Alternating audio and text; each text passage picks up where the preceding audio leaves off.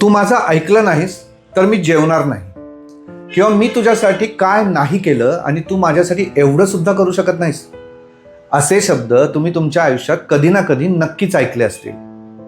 मित्रांनो, नात्यात प्रेम, काळजी, आपुलकी असणं स्वाभाविक आहे. पण जर याच भावनांचा वापर तुमच्या विरुद्ध शस्त्र म्हणून केला जाऊ लागला तर? यालाच सायकोलॉजीमध्ये म्हणतात इमोशनल ब्लॅकमेल.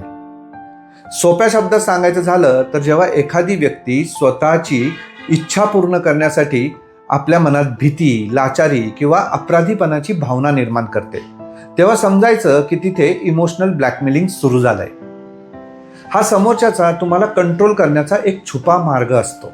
यामध्ये समोरचा माणूस आपल्यावर थेट रागावत किंवा ओरडत नाही, तर आपल्याच भावनांचा आपल्याच विरुद्ध असा काही वापर करतो की इच्छा नसताना सुद्धा शेवटी आपणच माघार घेतो. सायकोलॉजीमध्ये या मनस्थितीला FOG म्हणजेच फॉग अर्थात भावनिक धुकं म्हटलं जातं. यामध्ये समोरचा माणूस फिअर म्हणजेच नातं तुटण्याची भीती घालतो, ऑब्लिगेशन्स म्हणजे मी तुमच्यासाठी काय काय केलंय याची आठवण करून देऊन उपकाराचं ओझं ठेवतं, आणि शेवटी गिल्ट म्हणजे माझ्या या सगळ्या परिस्थितीला तूच एकटा जबाबदार आहेस असा अपराधीपणा तुमच्यावर ढकलतो. जेव्हा नात्यात फिअर, ऑब्लिगेशन आणि गिल्ट हे तीनही फॅक्टर एकत्र येतात ना, तेव्हा योग्य काय अयोग्य काय यातला फरकच समजायचा बंद होतो. मग या भावनिक धुक्यातून बाहेर कसं पडायचं, यासाठी 3 सोप्या गोष्टी लक्षात ठेवा. पहिली गोष्ट म्हणजे थोडा वेळ घ्या.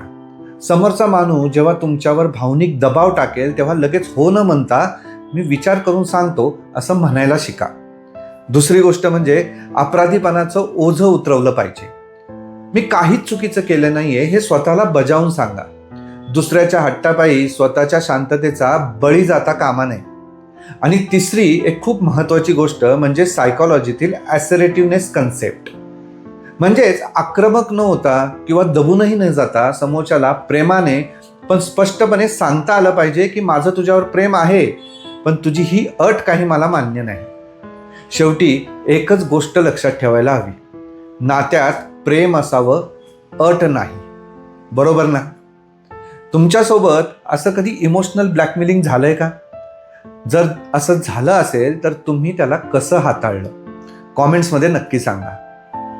धन्यवाद.